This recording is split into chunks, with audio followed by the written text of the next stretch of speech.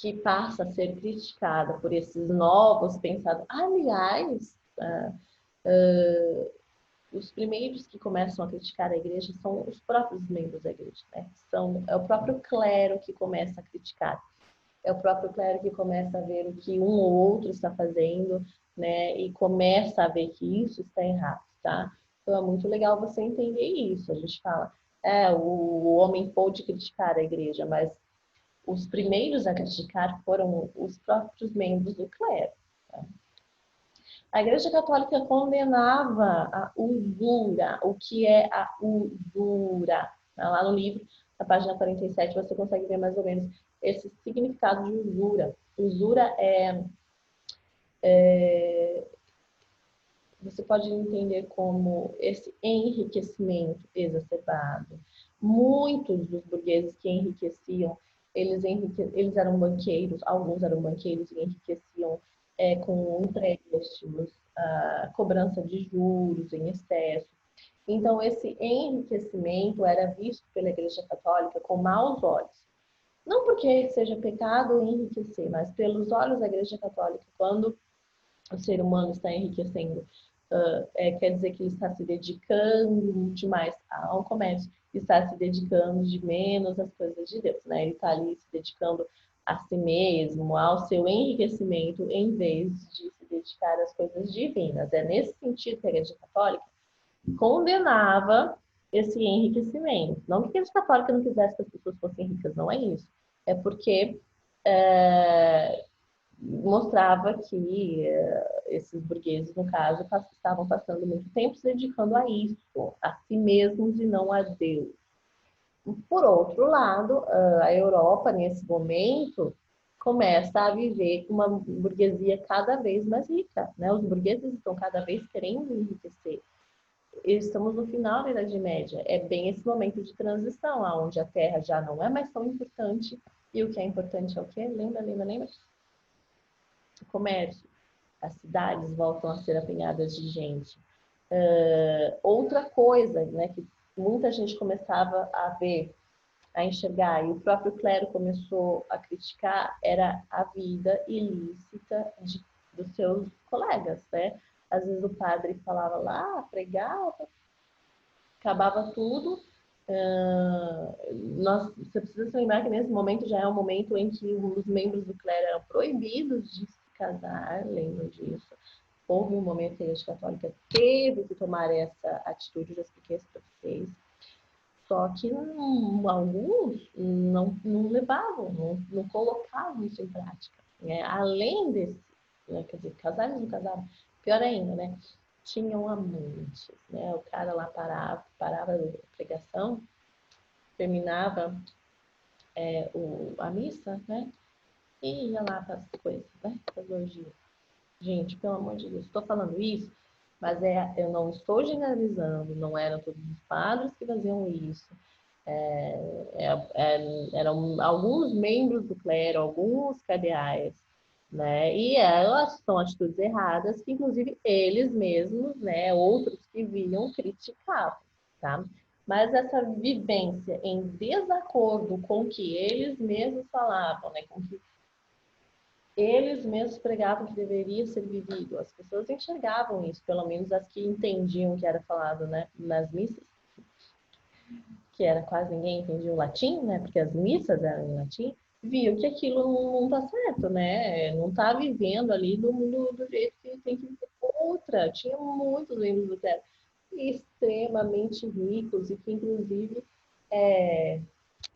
peraí, gente, dedicavam a sua vida a essas riquezas, sabe? Alguns, inclusive, que estavam indo se bandeando para esse lado do comércio, para enriquecer também com o comércio. Então, esse tipo de vida desregrada, que não era conforme o que deveria ser vivido pelo clero, também passa a ser criticado.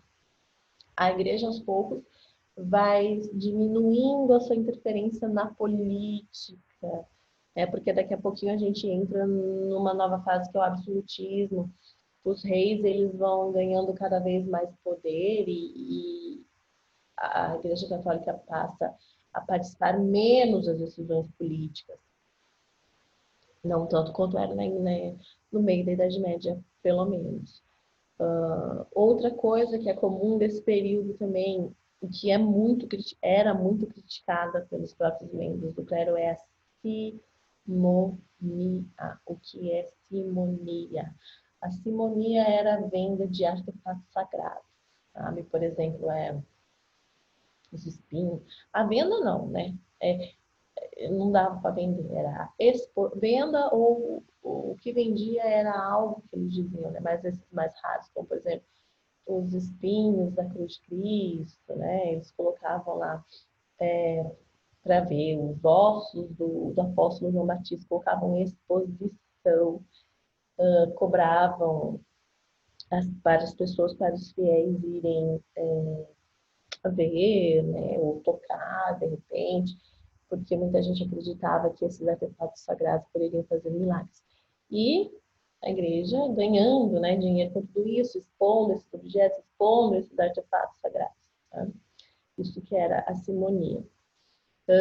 Outra atitude do clero que era criticada também era a venda de indulgências. Venda de indulgências. O que eram as indulgências? As indulgências eram o perdão. Perdão, tá? Você sabe que existe a prática da Igreja Católica da confissão, né? Então, alguns membros do clero, e depois isso foi uma lei, né? Todo mundo praticamente começou a fazer isso, mesmo quem não concordava, isso deveria ser feito, era obrigado a fazer, né?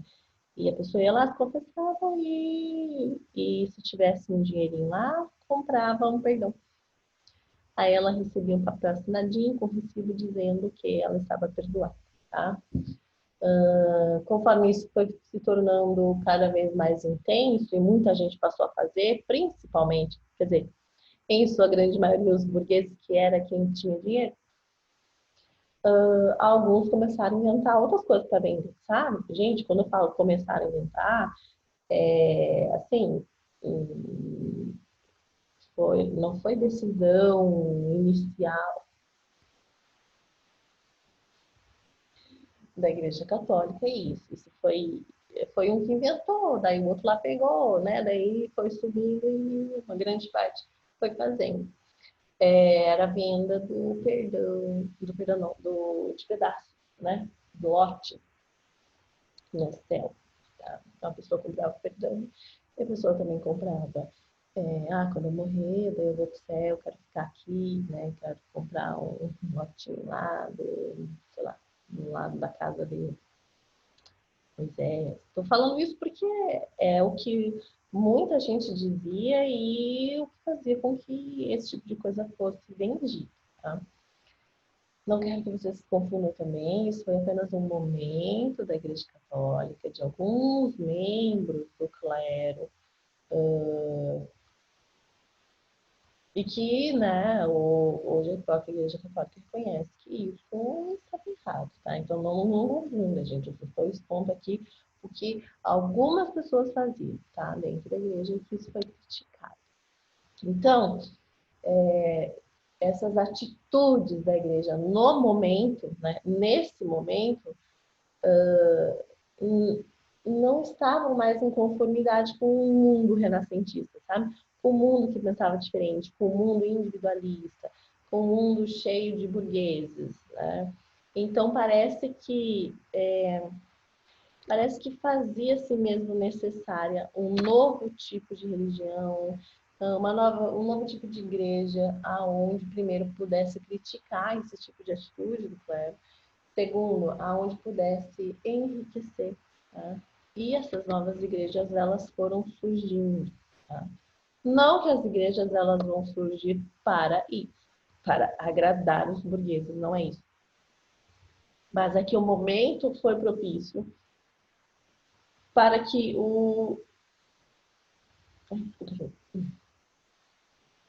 para que os próprios membros do clero pudessem criticar a si mesmos, né?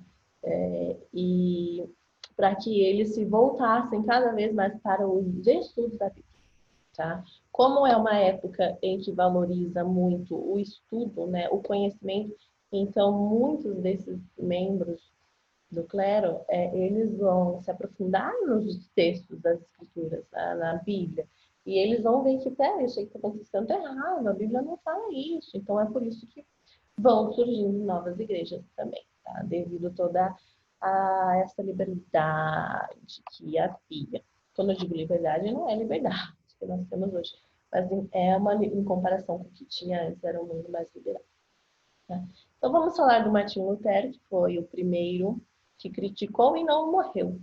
Antes de Martinho Lutero, outros criticaram a Igreja Católica, mas infelizmente foram condenados. Quer dizer, o Martinho Lutero foi condenado também, né? Mas eles acabaram morrendo. Tá? O Martinho Lutero não. Inclusive é bem interessante a história dele, porque é como se fosse um milagre mesmo, né? Difícil num momento em que todo mundo morria, por mais que a igreja não tivesse, estivesse ficando cada vez mais distante, ele é o primeiro que consegue criticar, apesar de ficar preso, apesar de ser condenado, ele foi liberto e ele consegue fundar uma nova igreja. Foi o primeiro, né? Por isso que ele é tão falado, tão estudado. Ó, o finalzinho aí, da final da Idade Média, como eu falei para vocês, ele nasceu em 1483, morreu em 1546. Ele criticou tudo aquilo. Ele criticou a simonia, ele criticou a venda de indulgências. Né? Para ele, a salvação não é para comprar um perdão. Né? A salvação é pela fé, não é pelas coisas que você faz ali para mostrar que você está fazendo, não é pela caridade que você está fazendo. A salvação é pela fé, claro que as obras são importantes, né? Mas ele, nos seus estudos, ele entendeu que para você ser salvo, basta aceitar o sacrifício de Cristo. Tá? Ele nasceu na Alemanha, ele era padre, ele fazia lá as suas missas, e no momento em que muita coisa, muitos membros do clero, muita coisa ao redor dele são estranhas, ele começa então a estudar e criticar. Ele, inclusive, é suspenso por muito tempo. Ele foi suspenso, não podia mais fazer missa, não podia mais pregar, porque as coisas que ele ia estudando, ele falava a missa. Eu falava, isso aqui tá errado, isso aqui não sei o quê. E os burgueses, por exemplo, que entendiam, né, o latim, os poucos burgueses, não eram nem todos os burgueses que entendiam latim, já começaram a espalhar para um, espalhar para o outro, o padre falou isso, o padre falou tudo errado. Então ele virou um padre bem controverso. Inclusive ele era professor da Universidade de Teologia e também não pôde mais dar aula. Então ele começa a ser perseguido ali pela igreja, e eles começam a cortar, né, os cargos que ele tinha. Até que um momento que ele, de tanto estudar, ele, né, ele não conseguiu, não aguenta mais ver o que acontece ao redor dele. E ele já tinha, né, perdido o cargo como professor, já tinha sido proibido de ele realizar suas missas. Ele resolveu escrever e divulgar, então. Ele escreveu 95, ficou conhecido como as 95 teses de Lutero. Ele pegou 95 coisas que ele achou que estava errado dentro da Igreja Católica. E achou na Bíblia que estava errado. E ele escreveu, né? Escreveu não, mandou. Escreveu, depois mandou imprimir. Já há um tempo que a imprensa existia, tá, gente? Inclusive a imprensa, vocês lembram, né? Foi inventada na Alemanha mesmo. As 95 teses, colocou lá o troço gigante, né? Na porta da Catedral de Wittenberg, que era a cidade aonde ele morava. Então, de um lado estava a tese, né, o que é errado, e do outro lado estava a passagem da Bíblia comprovando que está errado. Gente, ele foi excomungado, óbvio. Né? Excomungado é expulso, ele foi expulso da Igreja Católica, ele não foi nem considerado mais um membro da Igreja Católica. Tá?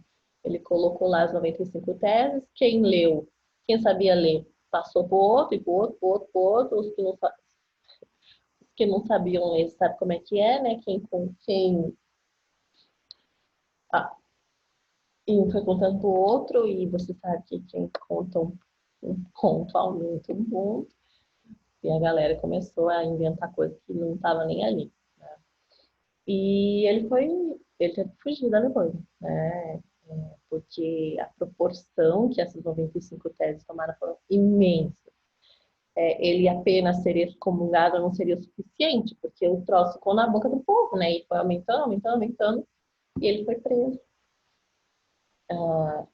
E ele ficou preso por alguns anos, ele foi para a França, depois ele fugiu da França, aí voltou para a Alemanha. Então, os locais que ele foi ficando, assim, é, ele inclusive conseguiu o salvo-conduto, que era, ele podia viajar, e depois foi preso de novo, e daí tentaram abrir os corpos para ele.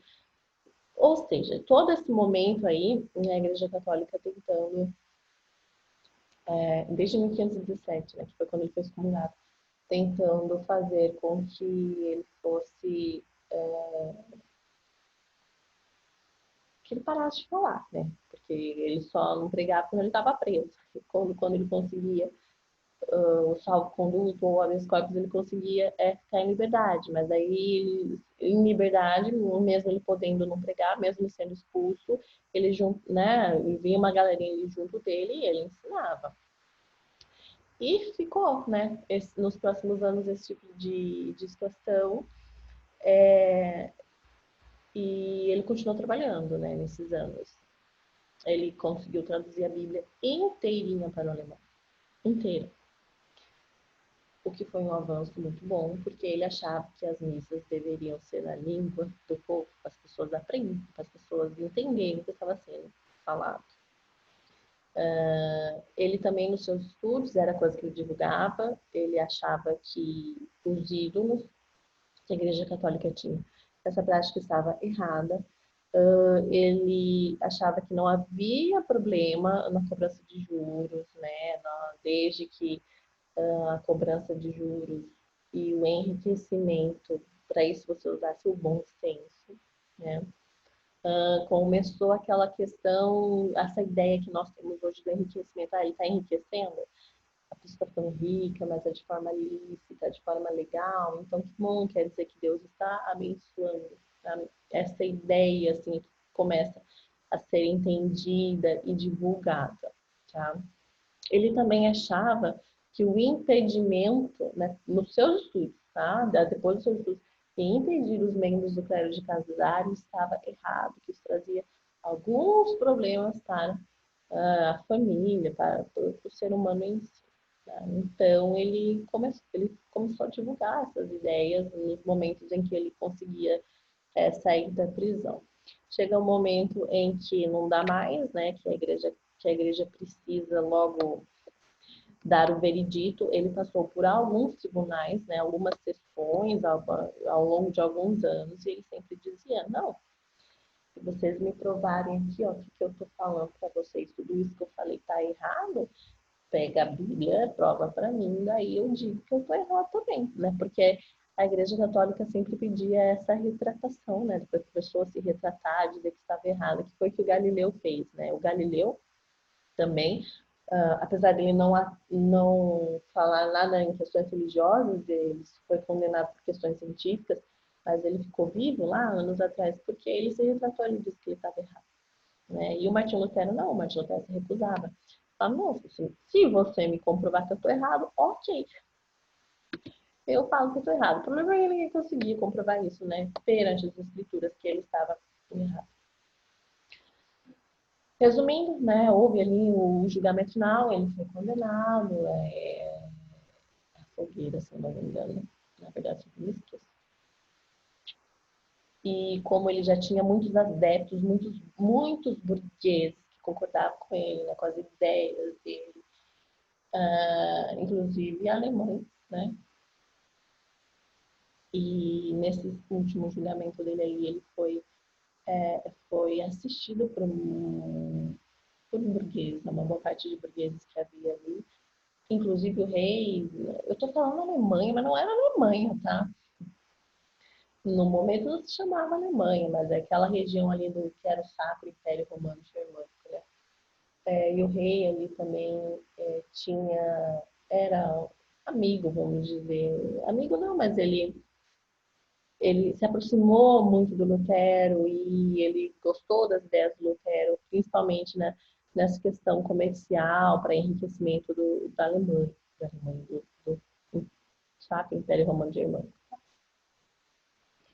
Então, assim, depois que saiu o veredito, porque muita gente não concordou, né? Ele tinha alguns amigos influentes burgueses, ele foi fazendo, na verdade, amigos influentes burgueses, e esses burgueses, no momento em que sai o veredito, eles se manifestaram ali mesmo, no tribunal, né? Aliás, o rei já tinha se manifestado, dizendo que não concordava com qualquer tipo de veredito que fosse contra a vida do Martinho Lutero. E ali mesmo eles foram se manifestando e dizendo que se o Martinho fosse morrer, ele também, se o Martinho for morrer na fogueira, eu também vou. Daí mais um levantou e falou, eu também vou morrer, eu também vou morrer. Inclusive no filme que tem, ele mostra essa parte. Claro que é meio romantizada, né? Mas muitos desses burgueses depois eles foram se manifestando por meio de cartas, essas cartas foram chegando até nas mãos do Papa, né? E dos outros membros ali dos próximos dias e próximos meses. Eles não se manifestaram todos ali no momento. Tá? Houve uma suspensão e depois ele pôde voltar para a Alemanha e depois da igreja analisar todas essas cartas e todas essas manifestações dos burgueses e do próprio rei, então a Igreja Católica decidiu que para evitar maiores problemas e de repente uma guerra, né, eles iriam ter muitos problemas. Guerra não, né? É uma revolta. Houve outras revoltas isoladas, inclusive, em favor do Martinho Lutero. Uma delas foi dos anabatistas. Mas eles decidiram, então, libertar Martinho Lutero. Seria... Deixa eu... Tá difícil. Seria menos problema, seria mais viável, evitaria algumas revoltas, libertar o Martinho Lutero, tá? Principalmente com os burgueses, né? Pronto, agora eu posso soltar. Então ele é solto e ele conseguiu falar, né? Ele conseguiu falar, não, fala, ele nunca deixou de falar. Ele conseguiu fundar a nova igreja, vamos assim dizer. Né? Ele não tinha objetivo nenhum em fundar uma nova igreja quando ele começou a estudar e quando ele começou a criticar. Não tinha objetivo nenhum. Mas conforme as pessoas foram concordando com ele, conforme as pessoas foram seguindo ele, né? Então ele começou a se organizar ali fazendo algumas missas, né? Depois eles vão chamando de culto. Começou, como ele tinha ali alguns adeptos burgueses, eles conseguiram imprimir várias bíblias, né, vender e mais alemães, bem que eram alemães burgueses, mas eles conseguiram ter acesso a esses escritos. Quem não sabia ler e escrever, como as missas eram todas agora rezadas na língua do povo mesmo, alemão, então muita gente começou a entender o que ele falava. Né? Então, quando ele viu o negócio ficando tão imenso, mas tão imenso, que ele já estava configurando mesmo uma nova religião, né? Uma seita religiosa, uma nova religião, faltava só legalizar. Né? Foi o que aconteceu então, todas as ideias que ele tinha, houve essa configuração da nova religião, né? A nova igreja, a igreja luterana, né? Que está espalhada no mundo todo, e que até hoje tem praticamente os mesmos preceitos e as mesmas ideias que o Martinho Lutero tinha, tá? Eles não têm ídolos, não é padre que eles falam, é bispo.